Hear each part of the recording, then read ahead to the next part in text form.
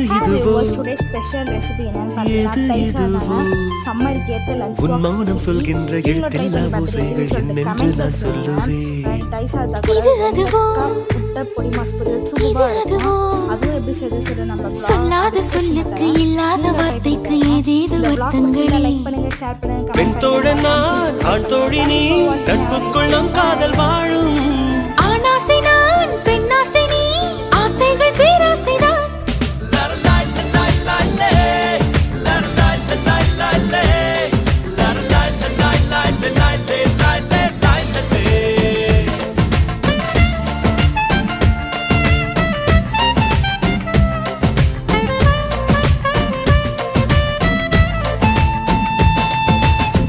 உன் பார்வையில் பைத்தியமானே, உன் வார்த்தையில் பாக்கியமானே, உன் வெட்கத்தை வேடிக்கை பார்த்தேன் மயங்கினே.